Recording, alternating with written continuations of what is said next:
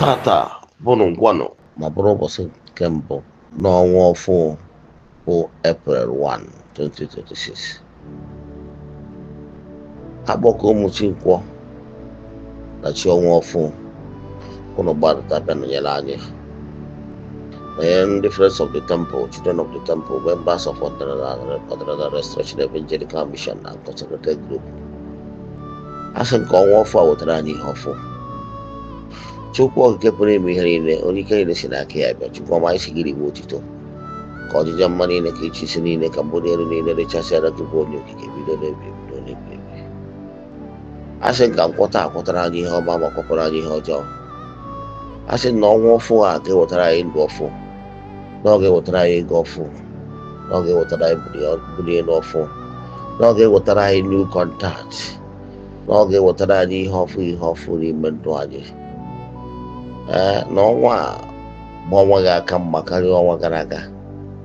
A sị ife ọma mere na ndụ anyị bụ n'ịnụ ọfụ, nwere onwe ọfụ na ịpụta ihe ọfụ ka ndị agụ n'isi unu niile all over the world. Ekwukwara m dịka onye nchụaja na distansị abụ abụnata ịbarị ya ebe ọ bụ na onye nọ wee na-anụ unu ụbọchị taa.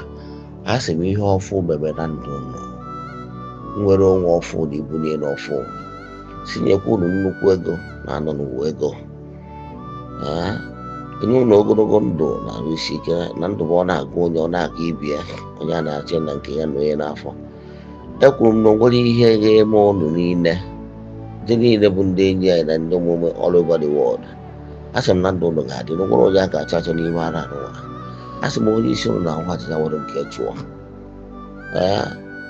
Onye fụrụ unu cheta nwa ya nwụrụ anwụ sị ihe mere nwa ya nwụrụ anwụ mee ụlọ. Asị m na onye a ga-anwụ, nwa ya ga-anwụ, maka na azụ gburu onwe ntị n'ọnụ aka ihe onye ka ọ ga-adị ihe mere ndị ya ejiri ọnwa adịba eme mgbọrọgwụ.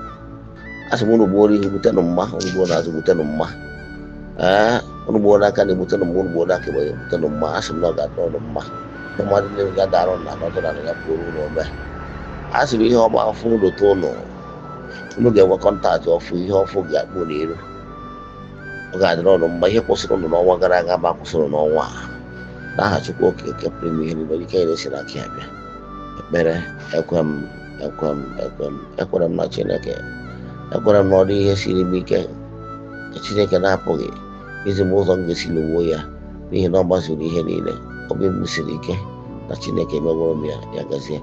May the blessings of Chukwu okike pụrụ ime ihe niile be with you all. May you be protected, may you be blessed now and forevermore. Ya gazie, udo dịrị unu.